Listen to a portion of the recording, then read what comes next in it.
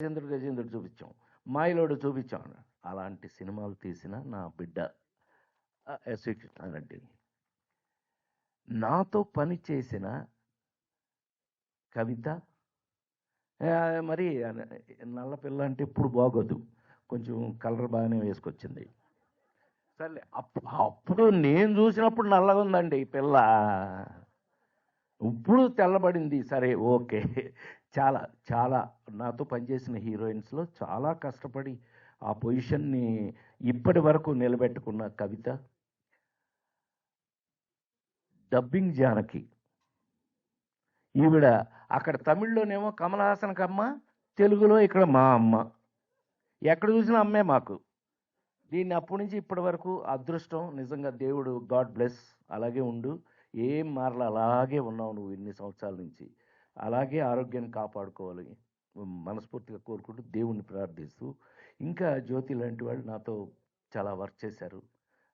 అట్లాగే మా గుమ్మడి మామూలుడు కాదండి. ఆల్రెడీ స్పీచ్లో తెలిసిపోయింది, ఇందాక చితక్కుటి చంపేస్తాడంతే.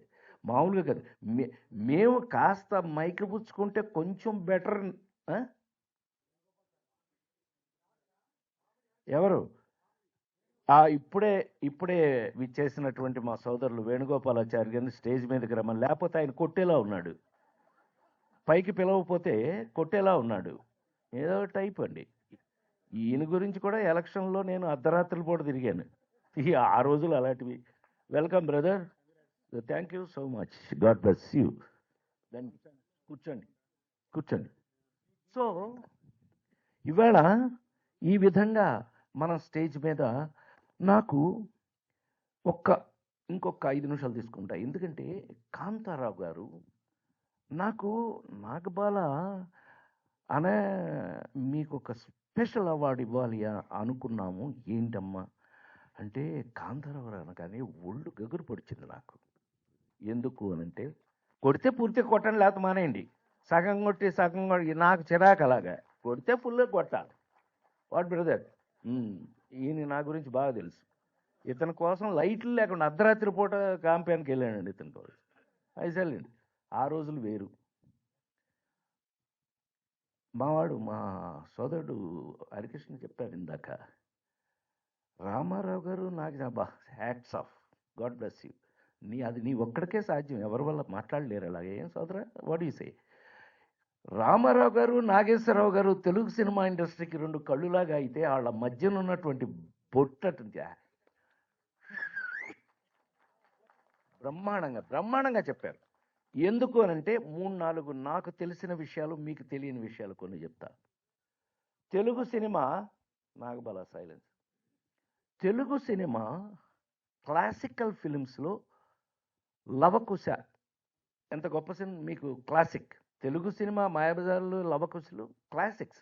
ఈ మనం కాదు, నేను ఇప్పటికి 5 జనరేషన్లు దాటి వచ్చా. తెలుసు కదా, రామారావు నాగేశ్వరరావు ఒక జనరేషను, కృష్ణన్నయ్య సోమన్ బాబు గారు ఒక జనరేషను, చిరంజీవి నేను ఒక జనరేషను, మహేష్ బాబు ఎన్టీఆర్ జూనియర్ ఎన్టీఆర్ ఒక జనరేషను. ఇప్పుడు కొత్త కుర్రాళ్ళు వచ్చారు. 5 జనరేషన్లు దాటి వచ్చారు. నాతో పెట్టుకోదు. Thank you very much, good day. ఎందుకంటే ఊరికే సరదాగా చెప్తున్నాను. నేను ఎప్పుడుకి ఇలాగే ఉంటాను. మరి ముఖ్యంగా ప్రియాంక కోసమే ఇవాళ మాట్లాడుతున్నాను నేను. How I behave. నా వయసు అంటే ఇందాక సైలెంట్గా చెప్పేశా. మీకు చెప్పను, మీకు తెలీదా? మీకు తెలుసు కదా. ఏది ఏమైనా, లవకుశ సినిమా తీసేటప్పుడు కాంతారావు గారు ఆ సినిమాలో లక్ష్మణుడు, మీకు గుర్తుండే ఉంటుంది. ఆ కథ, లవకుశ కథ ఏంటి అసలు? రాముడికి వాడెవడో ఒకడు ఒక మాట అన్నాడని సీతని అడవులకు పంపించేసిన కథ. అడవులకి తీసుకెళ్లేది ఎవరు? లక్ష్మణుడు. రాముడు ఆర్డర్ వేస్తే తమ్ముడు ఫాలో అవ్వాలి. నాకు తెలిసిందండి అప్పట్లో కాంతారావు గారికి, అంటే ఇది నేను రామారావు ఏమంటే మీ అందరికీ ఐడియా ఉంది కదా, నేను రామారావు ఇంట్లో పుట్టాను. ఆయన నన్ను ఫిల్మ్ ఇన్స్టిట్యూట్లో జాయిన్ చేశారు. నేను వారితో పాటు 12-15 సంవత్సరాలు ఎమ్మటి తిరిగాను నేను. సో అంటే యాక్టింగ్ స్కూల్ దగ్గర నుంచి ఆయనతో పాటే. ఇందాక సోదరులు చెప్పారు, I am the gold medalist in Madras film institute. First batch Rajinikanth, నేను సెకండ్ బ్యాచ్, చిరంజీవి గారు 5వ బ్యాచ్. మా ఇన్స్టిట్యూట్ సెరామిక్ ఇంజనీరింగ్ ఫస్ట్ చదివింది. ఇంజనీరింగ్ అయిన తర్వాత ఫిల్మ్ ఇన్స్టిట్యూట్ గోల్డ్ మెడలిస్ట్ నేను. ఈయన వెళ్ళేటప్పుడు కారు ఎటు వెళ్తున్నా కొంచెం చూసి చెప్పండి నాకు. మన అల్లరి తర్వాత చేద్దాం ఉండే గోల. నాతో ఎప్పుడు ఇంతే, ఎవరండి ఎవరు, నేను వస్తున్నా ఆ పాయింట్కి వస్తాను, నెక్స్ట్ వస్తా. అలాంటిది లవకుశ స్టార్ట్ చేయటానికి కాంతారావు గారిని లక్ష్మణుడిగా సెలెక్ట్ చేసుకుంటే ఆయనకి ఆరోగ్యంలో ఏదో తేడా వచ్చింది. అమ్మాయి నీకు తెలుసో తెలియకపోతే తెలుసుకో, మీకు తెలిసే అవకాశం ఉన్నా లేకపోయినా నాకు తెలుసు. ఎందుకంటే నేను పెద్ద ఆయన ఏమంటే రామారావు రమ్మటి తిరిగి ఇవన్నీ విన్నవాడిని నేను. కాంతారావు గారికి అప్పుడు వెళ్ళి శంకర్ రెడ్డి అని ప్రొడ్యూసర్ అండి ఆ సినిమాకి, లవకుశ రామారావు దగ్గరికి వెళ్ళి, అయ్యా మరి ఆయన కాంతారావు ఇలాగా హెల్త్ వల్ల ఇలా, అవునా, సరే ఒక పని చేయండి, వారికి ఆరోగ్యం బాగుపడటానికి ఎంతకాలం పట్టచ్చు అంటే 2-3 వారాలు. ఏం పర్లేదు, నెల రోజులైనా పర్వాలేదు.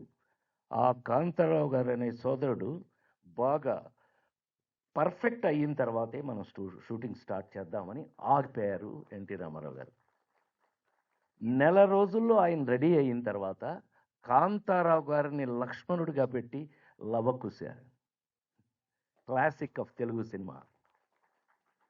అంతకంటే గొప్ప విషయం ఆ తర్వాత ఈలపాటి రఘురామయ్య గారు, వారు అంతకుముందు నారదుడు. బట్ మన జనరేషన్ అందరికీ కూడా నారాయణ నారాయణ ఎన్టీ రామారావు గారిని కూడా అలా ఏడిపించేశాడు ఆయన. మామూలు నారదుడు కాదండి, హీఈస్ ద ఓన్లీ నారదుడు నాకు తెలిసి. Hats off. అలాంటిది ఆ తర్వాత కాంతారావు గారికి ముఖ్యమైన విషయం ఇప్పుడు చెప్తున్నాం. ఇప్పుడు అలరజయ్యకి బ్రదర్ కాంతారావు గారిని చూసి ఉచ్చపోసిన తమిళ గ్రేటెస్ట్ హీరో ఎంజిఆర్. కాంతారావు గారి పేరు అమ్మ బాబోయ్, జానపదాలు. కాంతారావు గారి జానపదాలు చూసి వాడెవడరా బాబోయ్, మొత్తం లేపుకెళ్ళిపోతున్నట్టు ఇండియన్ సినిమానని ఉచ్చపోసిన వాడు ఎంజిఆర్ కాంతారావు గారిని చూసి. Hats off, hats off. మామూలుగా కాదు. ఆ తర్వాత మీకు తెలియదే ఉంది. ఇంకా నేను ఇంకా అదంతా చెప్పక్కర్లేదు. రామారావు కానీ, నాగేశ్వరరావు కానీ, ఎవరికైనా సరే, తమ్ముడైనా బామ్మరిదైనా, ఏది ఇంపార్టెంట్ క్యారెక్టర్ ఉన్నా కాంతారావు గారి.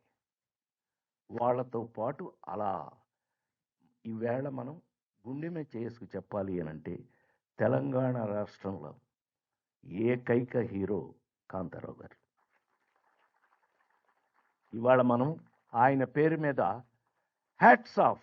ఎందుకనంటే చివరికి నా అదృష్టవశాత్తు మహానటులు గుమ్మడి గారి ఇంట్లో అందరం కలుసుకునేవాళ్ళం.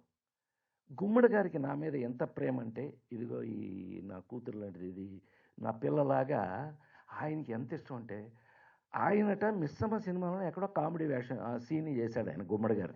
ఒక్క సీను గుమ్మడి గారు. అది ఎంత కష్టమో నాకు అర్థమైంది. అసలు కామెడీ అంటే చేస్తారయ్యా మీరు, ప్రసాద్ ఏదో ఒకసారి చేసి చూపించు అని వాడు ప్రతిదానికి. కాదండి అది చేశాను, కాదు ఆ లేడీస్ టైలర్లో ఆ ఎక్స్ప్రెషన్ పెట్టు ఒకసారి, ఏది ఆ ఎక్స్ప్రెషన్ పెట్టు. ఈ రోజు ఆయన ఈ సాయంకాలం మమ్మల్ని ఎంత ప్రేమగా గుమ్మడి గారు, కాంతారావు గారు, నేను, ఇంకా అప్పట్లో ఎవరు దొరికితే వాళ్ళు అందరూ కలిసి భోంచేసేవాళ్ళం. చాలా